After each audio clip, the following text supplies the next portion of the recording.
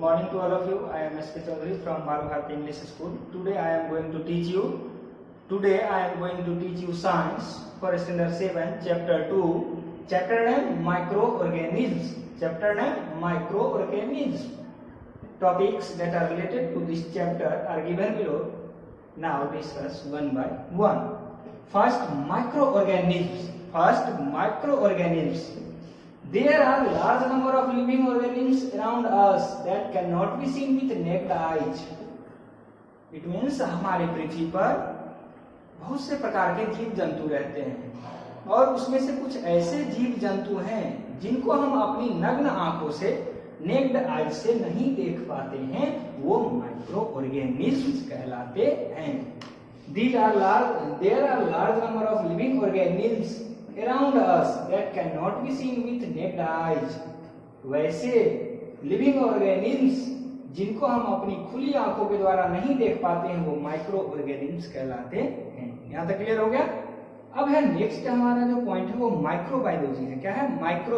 Microbiology it means the study of microorganisms is known as microbiology. फिर से सुनेंगे. The study of microorganisms is known as microbiology. अब अगला जो हमारा पॉइंट है वो है माइक्रोबायोलॉजिस्ट. क्या है? माइक्रोबायोलॉजिस्ट कहने का मतलब अणुजीव वैज्ञानिक. इसका जो हिंदी होता है माइक्रोबायोलॉजिस्ट का अणुजीव वैज्ञानिक होता है. अब हम देखते हैं इसकी डिफिनेशन को. Scientist who study microorganisms are called microbiologist. वैज्ञानिक जो माइक्रोऑर्गेनिज्म के बारे में स्टडी करते हैं, अध्ययन करते हैं, उनको माइक्रोबायोलॉजिस्ट कहा जाता है. फिर से एक बार सुन लेते हैं. Scientist who study microorganisms are called microbiologist. वैज्ञानिक जो सूक्ष्म जीवों का अध्ययन करते हैं, माइक्रोऑर्गेनिज्म्स का अध्ययन करते हैं, उनको माइक्रोबायोलॉजिस्ट अणुजीव वैज्ञानिक कहता है. कहने का मतलब जो वैज्ञानिक अणुजीव के बारे में अध्ययन करते हैं उन्हें माइक्रोबायोलॉजिस्ट कहा जाता है. यहाँ तक क्लियर हो गया. अब कुछ वैज्ञानिक के नाम दिए गए हैं, इसको हम बारी बारी से देखते हैं. पहला है रॉबर्ट हुक. पहला क्या है? Robert Hooke. ये एक इंग्लिश साइंटिस्ट थे. क्या थे? ये इंग्लिश साइंटिस्ट थे जिन्होंने 1665 में माइक्रोस्कोप को डेवलप किया. और सबसे पहले इन्होंने स्लाइस ऑफ कॉर्क का अध्ययन किया. स्लाइस ऑफ कॉर्क का अध्ययन जो किया तो उन्होंने अध्ययन में कॉर्क के अंदर छोटे छोटे छिद्रों को पाया. ठीक है, तो फिर से सुन लेते हैं. रॉबर्ट हुक एक इंग्लिश साइंटिस्ट थे जिन्होंने 1665 ईस्वी में माइक्रोस्कोप का निर्माण किया अनेकों चीजों को ऑब्जर्व करने के लिए. तो उन्होंने सबसे पहले स्लाइस ऑफ कॉर्क का अध्ययन किया. तो उस अध्ययन में उन्होंने कॉर्क में छोटे छोटे छिद्रों को पाया. अब दूसरे लुईस पास्चर एक फ्रेंच केमिस्ट थे जिन्होंने 1857 ईस्वी में जर्म थ्योरी के अलावा पेस्टुराइजेशन और इनके अलावा vaccine for rabies and anthrax इन सब को खोजा. फिर से जानते हैं. लुईस पास्चर एक फ्रेंच केमिस्ट, एक फ्रेंच रसायनज्ञ थे जिन्होंने 1857 ईस्वी में 1857 में जर्म थ्योरी को डेवलप किया, जर्म थ्योरी को बताया. इसके अलावा उन्होंने पेस्टुराइजेशन प्रोसेस को बताया. ये पेस्टुराइजेशन प्रोसेस क्या है? पेस्टुराइजेशन प्रोसेस क्या है? कहने का मतलब जर्म को किल करने के लिए हम लोग जो हीट का प्रयोग करते हैं वही पेस्टुराइजेशन कहलाता है. जर्म को मारने के लिए जो हीट का प्रयोग करते हैं उस प्रक्रिया को पेस्टुराइजेशन प्रोसेस कहा जाता है. अब उसके अलावा लुईस पास्चर ने वैक्सीन को डेवलप किया, वैक्सीन को खोजा. वो वैक्सीन था रेबीज और एंथ्रेक्स का. किसका था? रेबीज और एंथ्रेक्स का. लुईस पास्चर एक फ्रेंच केमिस्ट थे जिन्होंने 1857 में जर्म थ्योरी को बताया. इसके अलावा उन्होंने माइक्रोब से होने वाले डिजीजों के बारे में भी बताया. इसके अलावा वैक्सीन को डेवलप किया. हो गया यहाँ तक. अब अगला जो हमारा है वो रॉबर्ट कोच है. क्या है? रॉबर्ट कोच जिन्होंने 1882 में ट्यूबिकल बैसिलस जो टीबी का मेन काउज था, जो टीबी मींस ट्यूबरक्लोसिस का जो मेन काउज था, ट्यूबरक्लोसिस होने का जो मेन काउज था वो क्या था? ट्यूबिकल बैसिलस। क्या था? ट्यूबिकल बैसिलस, जो रॉबर्ट कोच के द्वारा 1882 ईस्वी में खोजा गया। कितने में? 1882 में रॉबर्ट कोच के द्वारा टीबी का मेन काउज जो था वो ट्यूबिकल बैसिलस को खोजा गया। यहाँ तक क्लियर हो गया? अब इससे आगे हम थोड़ा सा माइक्रो ऑर्गेनिज्म के क्लासिफिकेशन को जानेंगे। इससे पहले हम माइक्रो ऑर्गेनिज्म रहते कहाँ है उसके बारे में जान लेते हैं। माइक्रो ऑर्गेनिज्म हमारे चारों ओर रहते हैं, और प्रत्येक जगह रहते हैं, और इनको हम अपनी नग्न आंखों से नहीं देख पाते। लेकिन कुछ ऐसे भी ऑर्गेनिज्म हैं, माइक्रो ऑर्गेनिज्म हैं, जिनको हम अपनी आंखों से देख पाते हैं, जैसे अलगी हो गया, फंगी हो गया।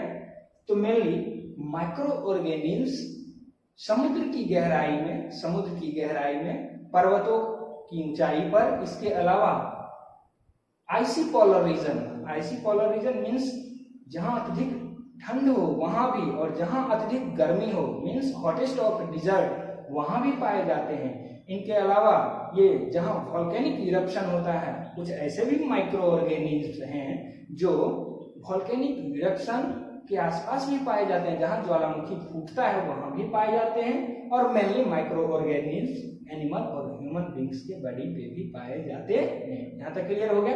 कोई अगर आपसे पूछेगा कि माइक्रो ऑर्गेनिज्म कहाँ पाए जाते हैं, मेनली तो ये एवरीवेयर है, प्रत्येक जगह है, और अधिकांशतः ये हॉटेस्ट ऑफ डिजर्ट से लेकर के आइसी पोलर रीजन तक, समुद्र की गहराई से लेकर के पहाड़ की ऊंचाई तक ये एवरीवेयर है। और इसके अलावा ये मनुष्य और जानवरों के शरीर में भी पाए जाते हैं।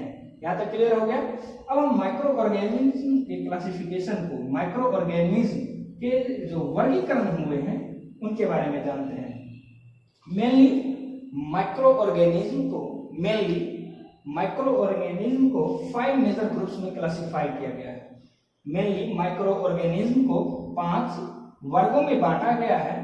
पहला है बैक्टीरिया, दूसरा है अलगी, तीसरा है protozoa,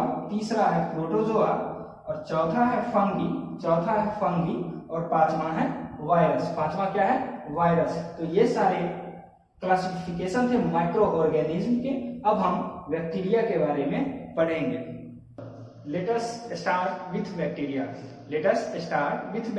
bacteria these are simplest and smallest among all living things। जितने भी लिविंग थिंग्स हैं उनमें ये सबसे सिंपलेस्ट और स्मॉलेस्ट है। They are single cell organism. ये ऐसे ऑर्गेनिज्म हैं जो सिंगल सेल से बने होते हैं, इसलिए इन्हें यूनिसेलुलर कहा जाता है। क्या कहा जाता है? यूनिसेलुलर कहा जाता है। हैविंग नो न्यूक्लियस, इनमें न्यूक्लियस प्रेजेंट नहीं होते हैं। एंड आर फाउंड एवरीवेयर, ये प्रत्येक जगह पाए जाते हैं। फिर से एक बार हम जान लेते हैं bacteria. These are simplest and smallest among all living things. जितने भी लिविंग थिंग्स हैं उनमें ये सबसे सिंपलेस्ट और स्मॉलेस्ट है, और ये सिंगल सेलुलर होते हैं। इट मींस इनका जो निर्माण होता है वो सिंगल सेल से होता है, इनमें न्यूक्लियस प्रेजेंट नहीं होते हैं। एंड आर फाउंड एवरीवेयर, ये प्रत्येक जगह पाए जाते हैं। मेनली बैक्टीरिया 2 शेप्ड के होते हैं। एक रॉड शेप और दूसरा स्पाइरल शेप। रॉड शेप और स्पाइरल शेप। रॉड शेप की एग्जांपल की बात करें तो लैक्टोबैसिलस और बैसिलस, ये 2 ऐसे बैक्टीरिया हैं जिनका शेप रॉड की तरह होता है। रॉड की तरह कहने का मतलब लंबा होता है। और स्पाइरल शेप की जहां तक बात करें तो एक है वेब्रियो और ट्रिपोनिमा। ये स्पाइरल शेप की एग्जांपल है। यहां तक हो गया क्लियर? अब हम आगे अलगी के बारे में पढ़ते हैं। These are mostly live in water bodies। अलगी जो है वो मोस्टली कहाँ पाए जाते हैं, कहाँ रहते हैं? तो वाटर बॉडीज में। चाहे वाटर बॉडीज कहने का मतलब नदी हो, तालाब हो, समुद्र हो, झरना हो, झील हो, यहाँ ये पाए जाते हैं।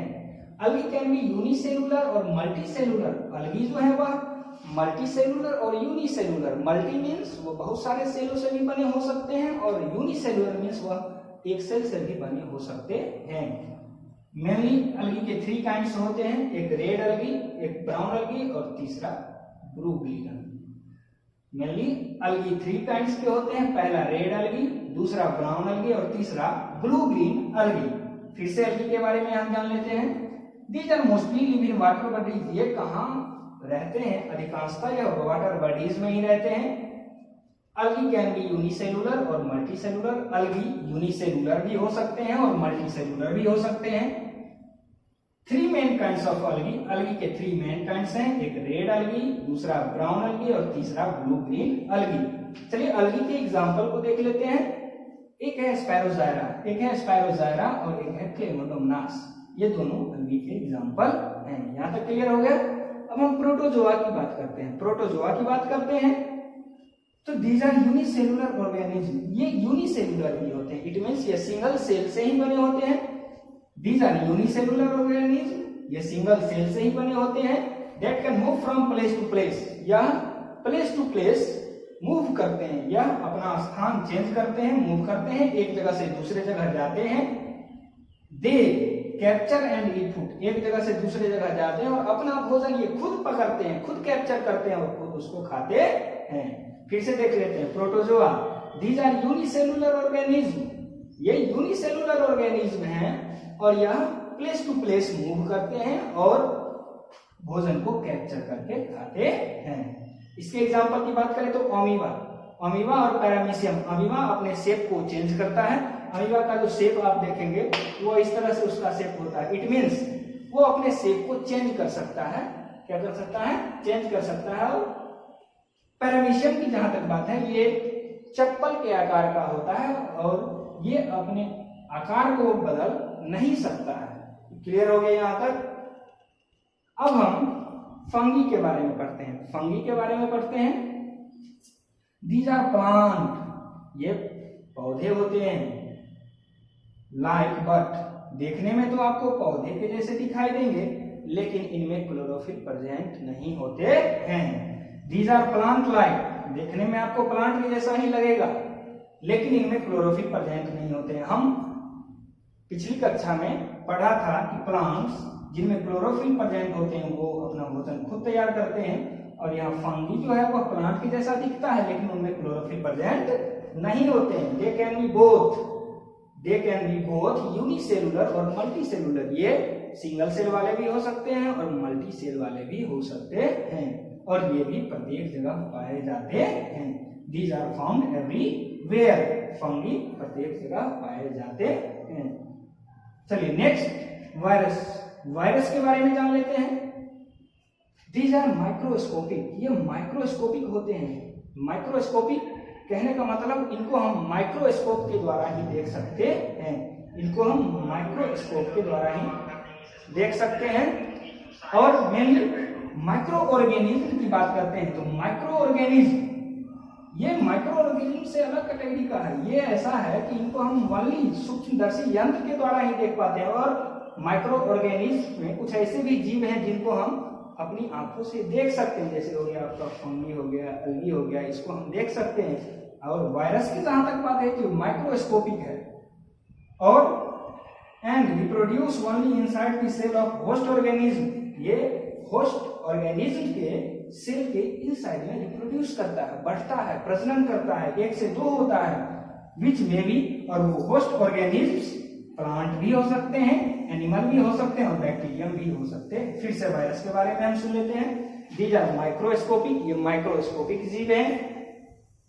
And reproduce only inside the cell of host organism, या होस्ट ऑर्गेनिज्म के सेल में ही रिप्रोड्यूस करते हैं, सेल के अंदर ही रिप्रोड्यूस करते हैं इनसाइड में। और वो होस्ट ऑर्गेनिज्म प्लांट भी हो सकते हैं, एनिमल भी हो सकते हैं, बैक्टीरियम भी हो सकते हैं। इट मींस कहने का मतलब वायरस हमारे बॉडी के, ह्यूमंस के बॉडी के अंदर, एनिमल्स के बॉडी के अंदर, बैक्टीरियम के बॉडी के अंदर उपस्थित होते हैं और वह वहां रिप्रोड्यूस करते हैं, बढ़ते हैं, प्रजनन करते हैं, 1 से 2 होते हैं और ये मेनली माइक्रोस्कोपिक होते हैं। तो मैंने माइक्रो ऑर्गेनिज्म के क्लासिफिकेशन को पढ़ा। अब नेक्स्ट वीडियो में हम, नेक्स्ट क्लास में हम यूज ऑफ माइक्रो ऑर्गेनिज्म के बारे में पढ़ेंगे। And like and subscribe the video.